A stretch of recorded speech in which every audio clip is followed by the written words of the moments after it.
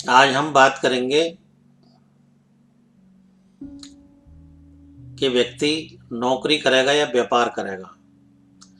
अगर नौकरी करेगा तो उस व्यक्ति को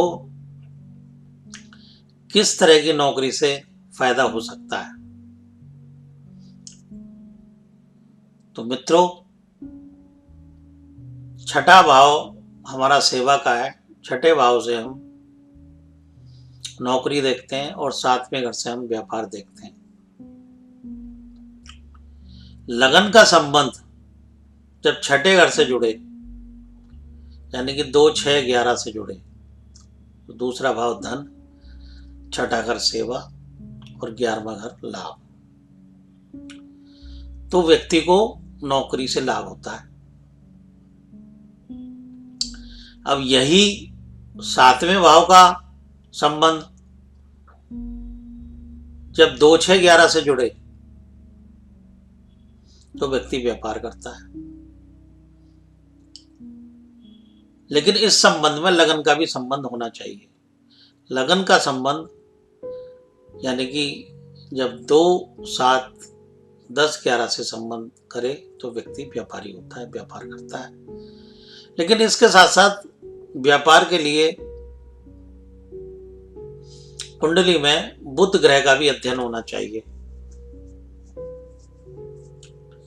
अगर कुंडली में बुध ग्रह अच्छा है तो जातक अच्छा व्यापारी बनेगा। इसके अलावा ज्योतिष में एक महत्वपूर्ण सूत्र और है जो मैं आपको बताने जा रहा हूं। ध्यान दें कि कोई भी ग्रह किसी भी राशि में बैठा होता है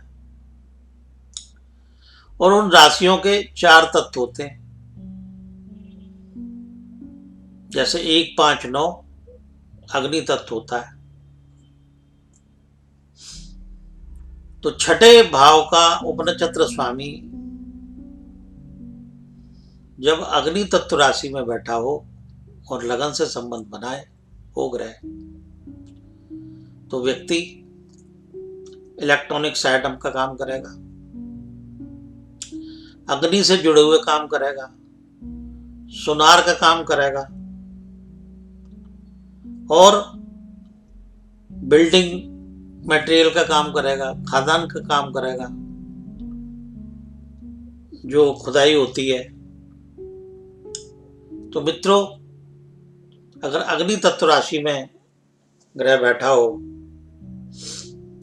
तो व्यक्ति को अग्नि से जुड़े हुए कार्य देगा। इसी तरीके से छठे घर का उपनक्षत्र स्वामी यदि भूमि तत्व राशियों से जुड़ा हो, अब भूमि तत्व राशियां कौन सी हैं?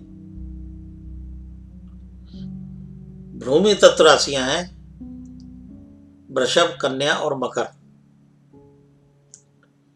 यह राशियां हो और इनमें ग्रह यदि बताए कि ये नौकरी करेगा या व्यापार करेगा, तो ऐसी स्थिति में वास्तु का काम, प्रॉपर्टी डीलिंग का काम, बिल्डर का काम, भूमि खरीद फरोख्त का काम, सीमेंट का काम, एग्रीकल्चर का काम, सरिया का काम, ऐसे कार्यों में उसको सफलता मिलती है। मित्रों, इसी तरीके से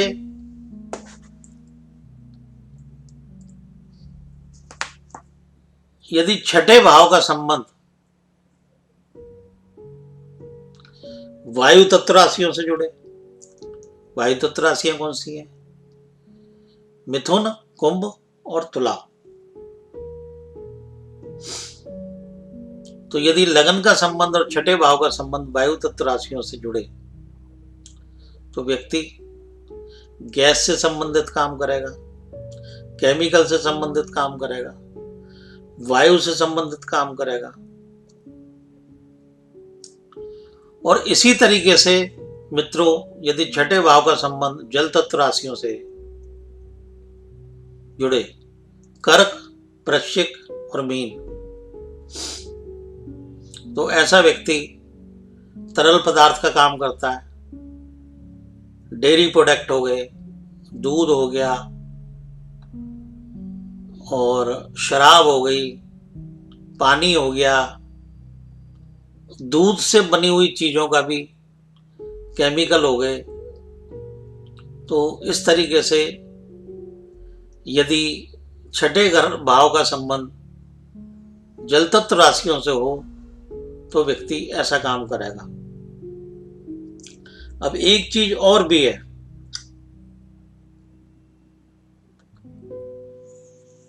कि ये तो हो गई एक बात। अब छठे भाव का संबंध यानी कि छठे भाव का संबंध किसी भी तरीके से सूर्य से बने, कैसे देखा जा सकता है? जब छठे भाव के उपनक्षत्र स्वामी का नक्षत्र स्वामी सूर्य बने तो जातक सरकारी नौकरी, मैनेजमेंट की नौकरी और ज्यादातर सरकारी नौकरियों में जाते हुए ऐसे लोग देखे गए। अगर वो व्यापार कर रहे हैं तो ऐसे व्यक्ति सरकारी टेंडर ले लेते हैं। उनके काम का जो रूप है वो किसी ना किसी तरीके से सरकार से जरूर जुड़ा होता है। मेडिकल लाइन होगी, चिकित्सा लाइन होगी, ऐसी स्थितियों से जरूर जुड़ा होता है। अब यही संबंध यदि चंद्रमा से जुड़े, यानी कि छठे भाव के उपनक्षत्र स्वामी का नक्षत्र स्वामी यदि चंद्रमा हो, ध्यान दें, तो व्यक्ति क्या काम करेगा? तो व्यक्ति कंप्यूटर से जुड़ा हुआ कार्य करेगा, पानी से जुड़ा हुआ कार्य करेगा, तरल पदार्थ का काम करेगा। कोई बंदा नेवी में चला गया, कोई बंदा पानी के जहाज में चला गया, पानी से जुड़ा हुआ कोई कार्य करेगा, डेयरी प्रोडक्ट का कार्य करेगा। अब यही संबंध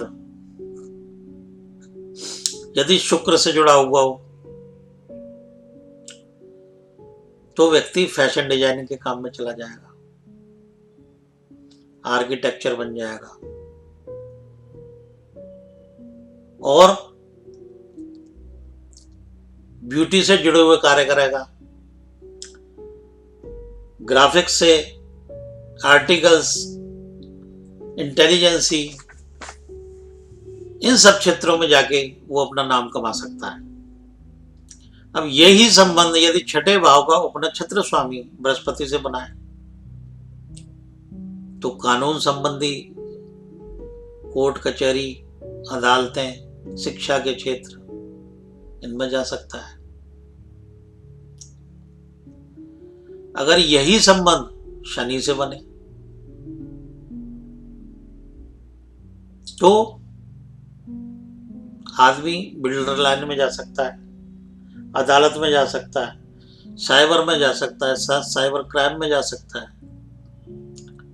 और एमसीडी से संबंधित नौकरी कर सकता है, एमसीडी से संबंधित कोई कॉन्ट्रैक्ट ले सकता है, व्यापार कर सकता है। अब छठे भाव के नक्षत्र स्वामी के उपनक्षत्र स्वामी के नक्षत्र स्वामी यदि बुध बने तो बुध क्या काम कराएगा? बुध ट्रैवलिंग के काम कराएगा, बुध वाणिज्य के काम कराएगा, बुध पत्रकारिता के काम कराएगा, बुध ट्रेडिंग के काम कराएगा। वो किसी भी तरीके की ट्रेडिंग करे तो उसको सफलता मिलेगी। अब इसी तरीके से छठे भाव का उपनक्षत्र स्वामी का संबंध या छठे भाव का संबंध मंगल से बने तो मशीनिकल इंजीनियर बनेगा, मशीनों से संबंधित औजार, हार्डवेयर, ये क्षेत्र उसके में आएंगे जहां वो नौकरी करेगा या व्यापार करेगा, या हलवाई का काम हो गया, बेकरी हो गई, ढाबा हो गया, होटल्स हो गए, इन क्षेत्रों में उसको सफलता मिलेगी। अब यही छठे भाव का संबंध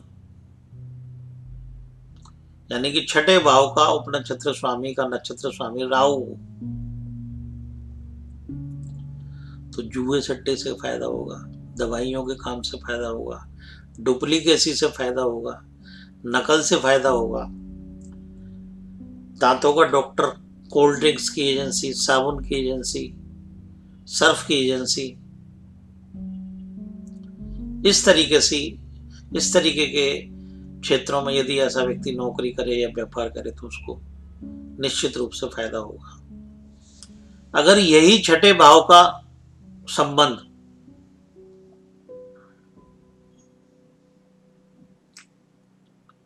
केतु से बने,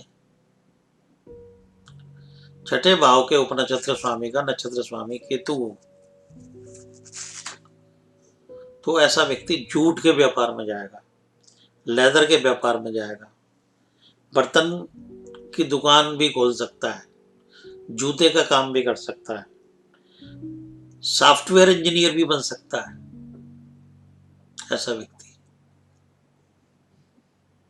ऐसा व्यक्ति जो भी करेगा वो अचानक से करेगा, अचानक तरक्की करेगा, अचानक तरक्की नहीं करेगा। तो मित्रों, ये कुछ बातें मैंने आपसे शेयर की कि कौन से समय, कौन से ग्रह को देख के, कौन से भाव को देख के हमें किस तत्व में जाके किस तरह से नौकरी से फायदा होगा। ये तो हो गई हमारी देखने की टेक्निक। अब मोटे तौर पे किसी की कुंडली नहीं है और किसी की नौकरी में परेशानी आ रही है,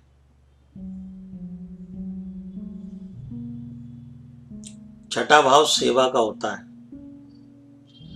छठा भाव उड़ने वाले पशु पक्षियों का भी होता है,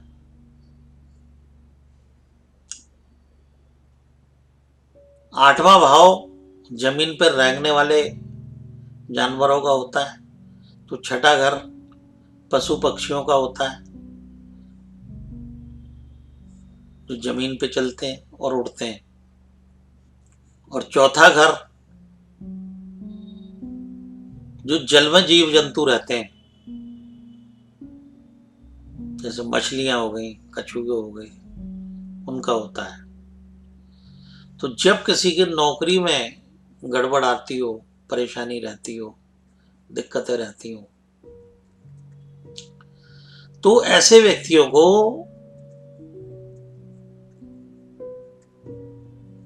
रात को एक कटोरी साबुत मूंग भिगोएं और सुबह पक्षियों को डालें। जितना उड़ने वाले पक्षी तुम्हारा दिया हुआ भोजन खाएंगे उतना ही तुम्हारा छठा घर शुद्ध होगा। मित्रों, यहाँ एक बात मैं और बताना चाहता हूँ, छठे भाव की बात चल रही है तो छठा भाव हमारे जीवन में शत्रु का भी होता है, सेवा का भी होता है, और क्रोध, लोभ, अहंकार का भी होता है। तो जब छठा घर खराब होता है तो हमारे अंदर, हमारे भीतर क्रोध, लोभ, अहंकार, ये तीनों जागृत होते हैं, जिससे हमारे किसी भी कार्य क्षेत्र में परेशानी आती है। जब अहंकार हमारे सर पे नाचेगा तो हमारे अंदर सेवा भाव कहां से आएगा। तो सबसे पहले हम अपने भीतर सेवा भाव पैदा करें। सेवा भाव पैदा होगा तो हमें उसका मेहनताना भी मिलेगा, उसका फल भी मिलेगा। तो मित्रों, ध्यान दें, जिन व्यक्तियों के नौकरी काम धंधे में परेशानी आती हो, ऐसे व्यक्ति रात को मूंग भिगोएं, काले चने भिगोएं, ये उड़ने वाले पक्षियों को खिलाएं। मित्रों, अगर सवा महीना ऐसा कर लिया तो जिस व्यक्ति की नौकरी और काम धंधे में परेशानी आ रही है उसको उससे निजात मिलेगी और उसे अच्छा फल मिलेगा। इन्हीं शब्दों के साथ मित्रों, नमस्कार, धन्यवाद।